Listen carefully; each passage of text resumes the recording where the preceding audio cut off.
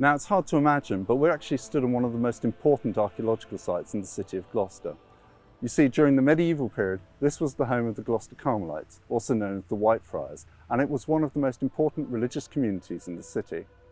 Now it's long since been demolished and lost to time, but with the regeneration of this part of Gloucester, we have a once-in-a-generation opportunity to excavate and hopefully understand something about that distant community. Over the course of this documentary, we're going to try and find out who the Carmelites were, how they lived, and what happened to them.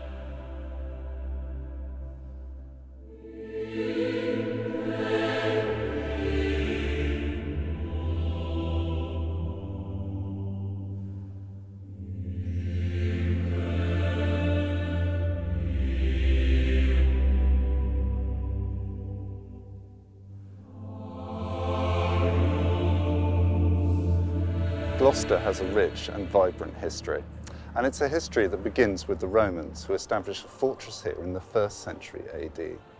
That fortress becomes a city, which develops over time into an Anglo-Saxon fortress, which grows into a rich and prosperous medieval town. Now, the site we're on today is located outside the old Roman walls of Gloucester, but it's produced evidence for human activity from the Roman period right through to the present day, right through to the remains of the multi-storey car park that's recently been demolished on this site. This site is about to see building work begin as part of the King's Quarter development, but before that can happen, it's necessary to undertake some engineering works. You see, beneath my feet runs the route of an old river called the Twyver, and that river is situated within a large concrete pipe called a culvert. In order for the building work to go ahead, that culvert needs to be moved.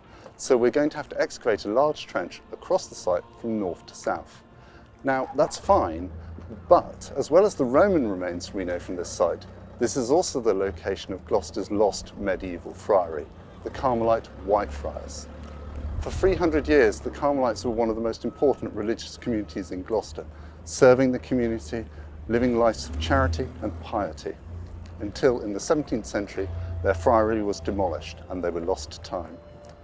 The archaeologists excavating this new culvert have a unique opportunity to uncover more about this lost piece of Gloucester's story.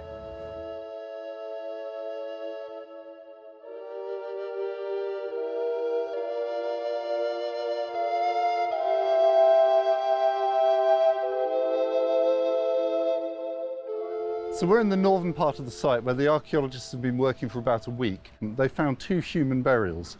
This is the first, and very sadly this burial has been cut in half by a large Victorian sewer running across the site there. So all that survive are the feet, but that still tells us lots of information. It tells us that this is an east-west burial, which would fit with a medieval burial, so a really interesting development. We've got a second burial turning up there, and it's possible there will be more. Buildings with human burials inside them tend to be churches. So this is a really fascinating development on the site and something that we'll be watching very closely going forward.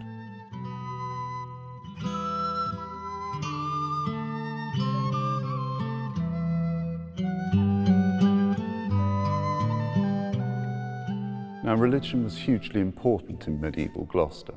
The town boasted a bewildering array of churches and chapels. Now, between them, these institutions probably controlled about 70% of Gloucester. If you paid rent in the town, you were probably paying that rent to them. If you went to church in the town, they probably owned the church. If you wanted to be buried in the town, you would probably have to pay one of them for the privilege. They controlled not just the religious life of the town, but they absolutely dominated its social and economic life as well.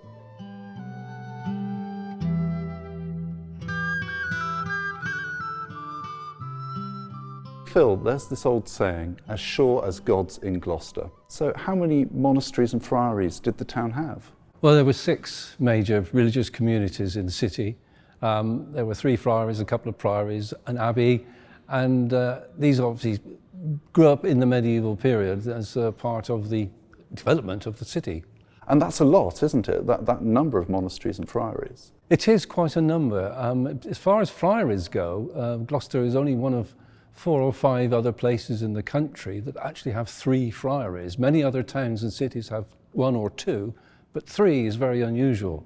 And do we know why Gloucester is such a centre for religious communities in the medieval period? I think probably in the early medieval period there was a sort of a strategic royal presence in Gloucester. I think it stemmed to having a presence in the far west of England. And the royal presence here obviously brought interest from other people. Also too, Gloucester was on the main east-west route from England into Wales, and also on a major north-south route. So there are many people passing through and coming to Gloucester for trade, business, what have you. So that's why all these communities become established here. Now, I suppose because Whitefriars, the Carmelite friary, no longer survives in Gloucester, it's difficult to know what to look for as an archaeologist. It's difficult also to envisage what it would have looked like. But we're lucky in Gloucester in that we have other friaries surviving. And this is the best preserved of them, the Gloucester Blackfriars Friary. And we can use this as a way of trying to understand what we're looking for with Gloucester's Whitefriars Friary. Indeed, it's a wonderful example of a friary itself. Dominican friary, it's the best example or the best surviving example of a Dominican friary in Britain today.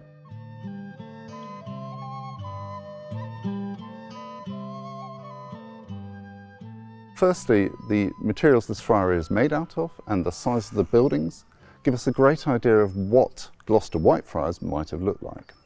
Secondly, the layout of this friary, as with all English friaries, follows a set pattern. So we can look at the examples we have here at Blackfriars and it might help us with what we're digging up in Whitefriars.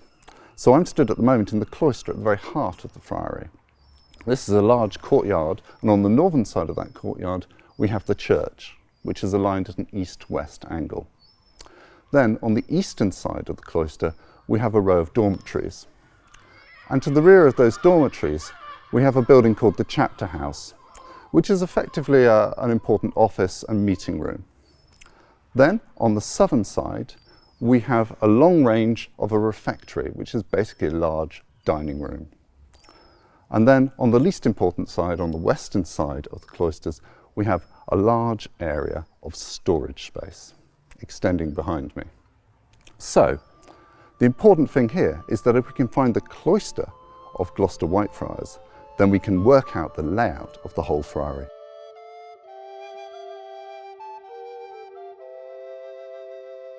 We believe that the Gloucester Whitefriars was founded around 1268, with money granted to the friary by the Lords Berkeley, the Lord Gifford, and potentially by Eleanor of Provence, who was the wife of Henry III.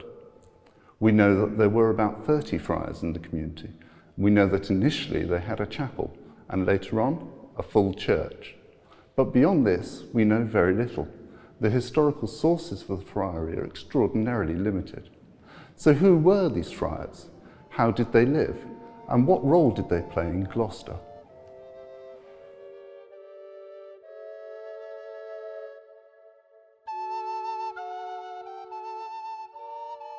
So Richard, what is a Carmelite? Well, we started life as Carmelites. We were hermits on Mount Carmel at the time of the Crusades. But as the Crusades sort of began to lose the control of the Holy Land, we emigrated basically and came back to Europe. And the first group of hermits from Mount Carmel came back to Europe 1242. We founded in Aylesford in Kent and in Holme Priory in Northumberland.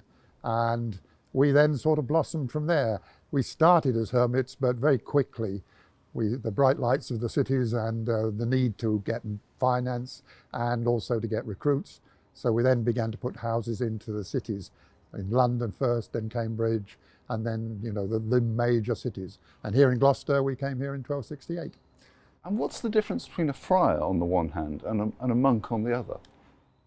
There's a legal difference, and in effect, the legal difference is that a monk takes his vow of stability to the monastery where he is. That's his home, and he doesn't leave it unless it's a sort of go to study and somewhere else or something like that. But that's his place. In the Carmelites in the Middle Ages, we also had our house where we joined, which was our filial house, but we could get posted around the province. So usually that was for talented people who were made to be sent to become a prior somewhere, and also to go and do studies. And that's the second difference between friars and monks. The friars, when they came, really put a lot of work into education. Dominicans were the first, and Franciscans. But we would train all our people right the way through, and they probably got the best training of any clergy in the country at that time. And how would the Carmelite friars have supported themselves in the medieval period? Well, we're mendicants. That meant we begged. We'd have a bit of property on which our site was, but we didn't own lots of property. So in a sense, we depended on people coming and giving us money. Now that would happen by people turning up, collections at mass and things like that. And people also, burials would be a major source here, because if somebody wanted to be buried, then almost certainly they'd have to pay for the burial ceremony. And depending on where they wanted to be buried, in the church or in the graveyard, they'd also pay that and leave a bequest for the Carmelites when they did it. And then we would also send people out doing the quest. Mm-hmm. Questing persisted until, Pat here would remember it taking place in Ireland, right until the modern times. The quester would normally, in the early days, would have been a lay brother. Later on, we tended to be priests. But they would go around, and Gloucester would have an area in the Carmelite pattern of the country where they would go around asking for alms. But they'd also go around, as I said, they're a little bit like a walking newspaper, because they knew what was going on in Gloucester. And most of the people in the villages probably had never been outside their village more than about 10 miles. So what was the role in the community of the Gloucester Whitefriars? Well, generally we offered primarily a place where people could come to pray, attend mass, and also where they can come for confessions. And that, of course, was important because often people don't want to go to their local parish priest because they know him. And then, obviously, people would come just to talk to somebody, We'd offer services, we'd help where we could. That he may judge your people in justice, and your poor in right judgment. May the mountains bring forth peace for the people, and the hills justice. May it defend the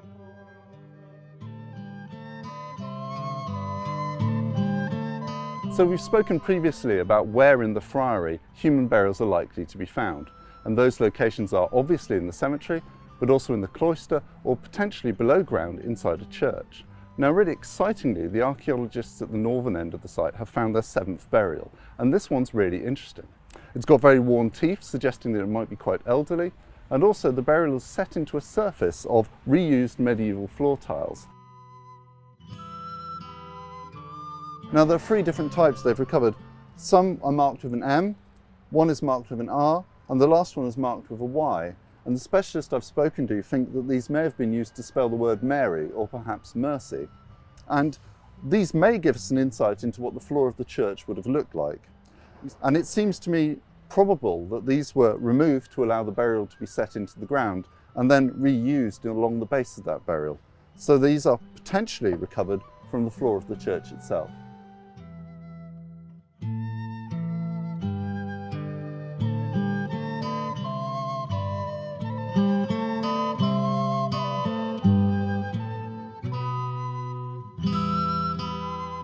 So, James, the Gloucester Whitefriars, the Gloucester Carmelite Friary, during the 13th and 14th centuries, it seems to be prospering. Historical records suggest there are about 30 friars, and it's receiving grants, charitable grants, from a number of different benefactories. But in the later period, in the Tudor period, it seems that the Whitefriars Friary and a number of friaries in England are changing slightly. They're having a slightly different role. What's happening to the friars in that period? Well, they are now in a crowded marketplace for the ministry that they offer the community. There are lively parish churches, there are other monastic institutions, and they're all competing to offer their services to the neighbourhood. But we do see that their relationship with the neighbourhood is changing and developing in new ways. Their premises are generally right in the heart of the townscape, and that's prime real estate for the people who live around them. And so they do offer the opportunity for the rental of buildings, the rental even of work premises, and residential accommodation. And they still have, comparatively speaking, large churches. And the neighbourhood recognises the value of those holy spaces for burial, particularly the wealthy we see actually still coming forward, wanting a tomb and a memorial in a friary church because it's a large space where there's public preaching. And of course, if you're a person of status, that's a good place to spend eternity. So what came next must have been a bit of a shock for the community, because in 1534, King Henry VIII requires all the friars in England to sign the oath of obedience. And then a year later, he actually visits Gloucester himself and is received by the Carmelite friars at the east gate of the city. What was the oath of obedience? Well, Henry has made himself head of the church, and he's broken that historic link with the Pope in Rome. Consequently, all churchmen in England must acknowledge the king's new governance of that church. And there is an expectation in the Tudor regime that perhaps monks, nuns and friars will find that challenging because of their traditional protections that they had from the Pope in Rome. Now, despite this, despite the oath of obedience, of course, the monasteries and friaries of England are dissolved, they are dismantled. Now, when the inspector, acting on behalf of Thomas Cromwell, who's the king's minister, comes round to view the Gloucester Whitefriars, and this is the Bishop of Dover who comes to view all the friaries in Gloucester, he says that the Gloucester Whitefriars is especially poor and that it has rented out its properties in advance for some years, and that's in really dire straits. Is this common for the time? Certainly the reports that come back in 1538 are of friaries across the country in a pretty desolate state, some almost completely abandoned. But what we think is that in many places, this is a picture that has emerged only over recent months. By about 1536, the neighbourhoods are beginning to change their behaviour and not giving cash donations to friaries. They are suspicious because in that year of 1536, Henry VIII has already started closing smaller monasteries. So there is a definite pulling back of support in many neighbourhoods. The friars then are forced to find other means of continuing their life. And they can do two things. They rent out property, mostly of their own premises, or they sell fixtures and fittings. Anything that isn't nailed down has to go. And that's why when the Bishop of Dover arrives in the spring of 1538, of course he finds a fair amount of abandonment and chaos, because these are places that have been running like a garage sale for several months. So rather than a true reflection of the state of these friaries, this is actually a consequence of the Reformation. Yes, in many ways, the beginnings of the closure of religious houses has actually projected the friaries into this position. And of course, it's one that is not sustainable. Once the last bit of furniture has gone and the cash has been spent, there is nothing they can do but to give in.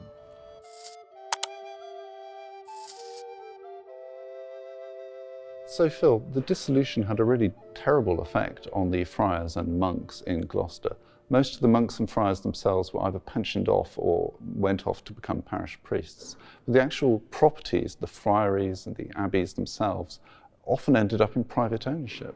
And that's the case with Blackfriars? Yes, indeed. It was bought by Sir Thomas Bell, who was undoubtedly the wealthiest person in Gloucester. He was in the cloth trade, and he was said to be, at the time, employing 300 people at various locations in and around Gloucester. So he bought the property, he promptly turned the church into his own private house, and then established his factory, basically, on the 3 ranges around the cloister. So consequently setting up a major business in Gloucester itself. Thomas Bell's really important in Gloucester at the time, and he doesn't just get possession of Blackfriars, he also, for a short time, gets possession of the Whitefriars site as well. And he gives that as a bequest to a local almshouse, which was a house giving alms to the poor. And we know that soon afterwards, many of the buildings on the site were demolished, so that by the 17th century, there was only one building surviving on the site of Whitefriars Friary. Yeah, I think this is probably typical of all the other friaries, to be truthful. At the dissolution, they were obviously probably in fairly poor condition anyway. They were then converted to other uses, subdivided, and I'm sure that basically parts of them were used as a quarry to build other buildings. And just over time, things declined to such an extent that the priories just basically faded away.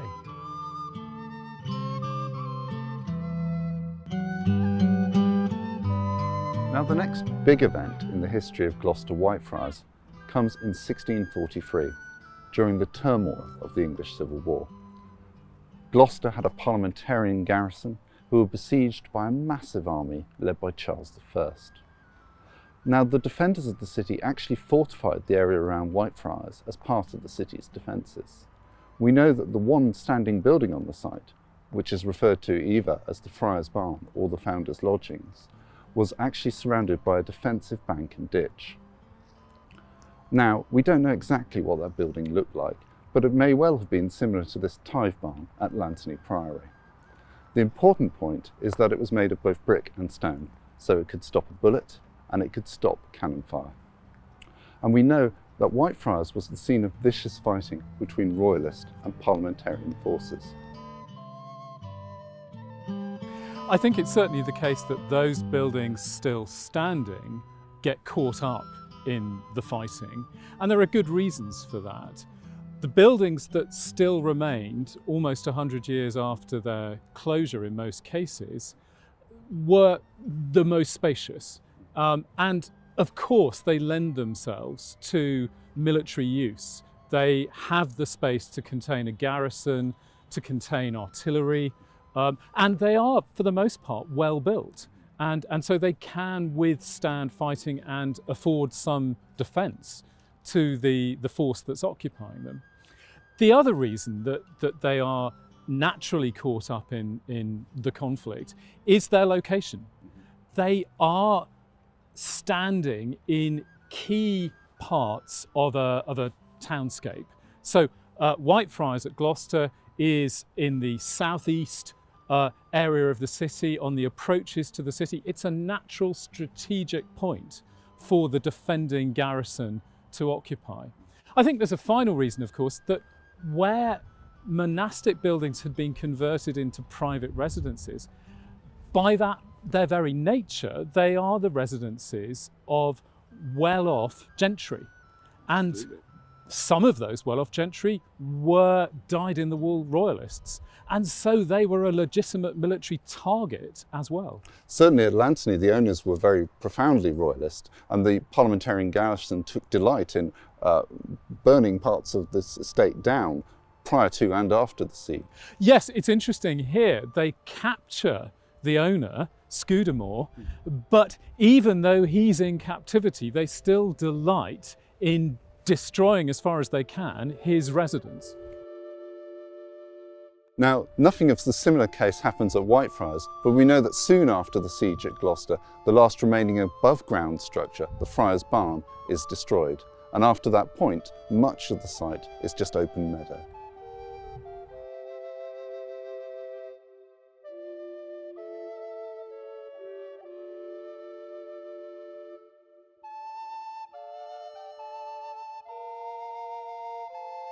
So this excavation has really helped develop our understanding of the site after the end of the English Civil War.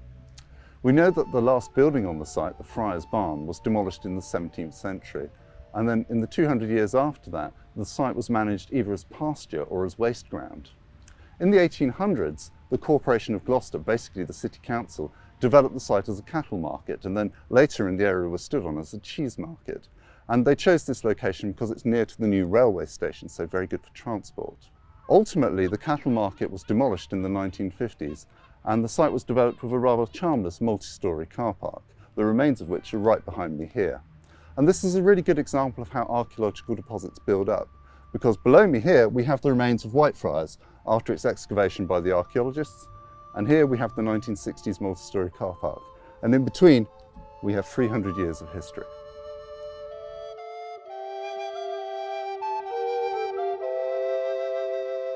Now, one of the most exciting and important discoveries on the site is the massive stone wall behind me that we think might be part of the Whitefriars Friary Church.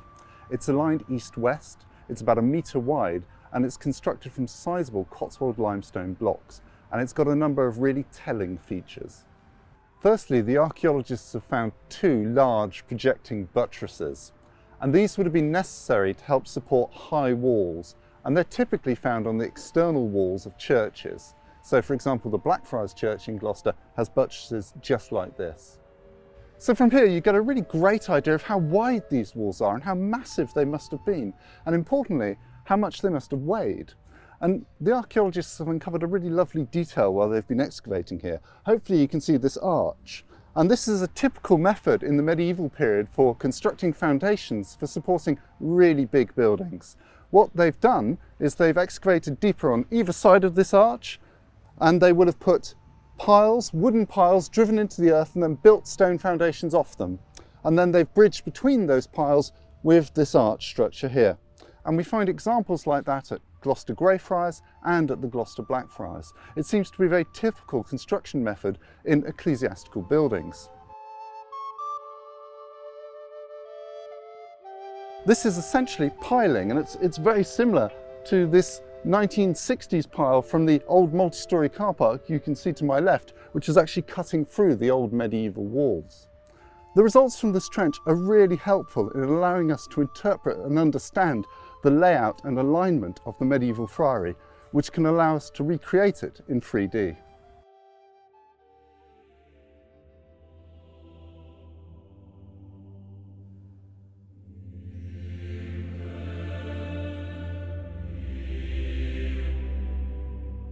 Over the years, there have been a number of archaeological investigations in the area of Whitefriars, but they've all been quite small and localised. And only now, with the results of the culvert excavation, are we in a position to interpret those findings. In this reconstruction, we're travelling down the lower Northgate Street from the London Road. In medieval times, this would have been the main road into Gloucester. In 1535, Henry VIII and Anne Boleyn travelled down this road and were met by the Whitefriars on this very spot. The reconstruction shows the impressive view that would have greeted the royal visitors. The outer north gate of Gloucester is directly in front of us, flanked on the left by the gatehouse of the Gloucester Whitefriars. The location of the gatehouse is known from historic sources, and it was probably found by archaeologists in 1982 when the new Bruton Way ring road was created. Going through the gatehouse into the friary grounds, we pass a building on our right, likewise found by archaeologists in the same year. From our research, we believe that this structure could have been a stable block or a storehouse. As we enter the friary grounds, we see before us the church of the Gloucester Carmelites, dedicated in 1349. Our reconstruction is based on the available archaeological evidence and parallels with other churches. The cloister is located to the southern side of the church, and further out is a newly discovered building, possibly the chapter house. Beyond this complex of buildings, we can now see the extent of the friary grounds, which include a mix of gardens, allotments and meadowland. We know that the site was enclosed on both sides by the River Twyver. There may also have been an enclosing boundary wall. We know of 2 entrances into the friary, the main entrance from Northgate Street, but also a smaller entrance via the postern gate ahead of us, which is set into the corner of the old Roman town walls. Presumably this was the route used by the majority of townspeople visiting for church services. This layout of 2 separate entrances is typical of Carmelite friaries of the period. As we approach the friary, the outer wall of the cloister is directly ahead, and to our right we see the substantial Friars' Barn or Founders' Lodging, which later formed a key part of the city's defences during the English Civil War. Our reconstruction is based on the tithe barn at Lantony Priory. The cloister layout in our reconstruction has not been confirmed by the archaeological evidence, but it does fit the available facts. The cloister itself was an enclosed area surrounded by a covered walkway. It was intended to provide a peaceful environment to promote calm and contemplation. The western side to our right would have been used for general storage and was the least important part of the complex. The southern side, shown here, would have been the refectory or dining hall. Finally, the eastern side to our left would have contained the dormitory. The northern side of the cloister would have been dominated by the friary church itself.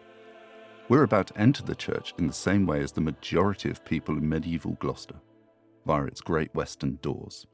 The Whitefriars, however, would have had their own separate access directly from the cloister. The church is aligned east-west. The far end of the church, called the chancel, is quite narrow, and the remains we found suggest it was about 8 metres wide. The area we're stood in, called the nave, is significantly wider than this, and this is actually unusual. Most Carmelite churches would have been narrower than this. The 9 human burials we found on site would have been located ahead of us at the eastern end of the nave, beneath the floor surface. The people buried inside the church may have been friars or important benefactors. We don't know exactly how the medieval church would have looked internally. However, the columns in this interpretation are based on those at Blackfriars. We also know that the roof would have been constructed from a massive timber frame. The eastern end of the church, known as the chancel, would have held the altar and may well have been obscured by a wooden partition known as a rood screen. As this view shows, the friary would have been a significant feature in the landscape, and quite prominent as you entered and left Gloucester. Now, no reconstruction can claim to be 100% accurate, but working from the available evidence does provide a great opportunity to attempt to understand the layout of this unique religious community. For 300 years, people would have taken its presence for granted. It would have been inconceivable to think that such a prominent and important institution would soon be completely lost. We've reconstructed how the Whitefriars may have looked, and that means we've got a much better understanding of its effect on people's daily lives in the town, whether they're just walking past it and seeing it on the horizon, or whether they're going inside the church to attend a service. And that, combined with the truly remarkable archaeological discoveries from this excavation, walls which after all haven't been seen for 400 years, really make me feel that Gloucester's lost medieval friary isn't lost anymore.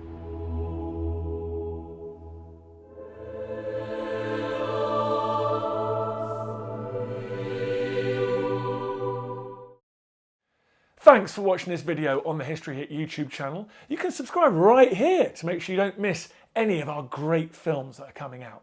Or if you are a true history fan, check out our special dedicated history channel, historyhit.tv. You're going to love it.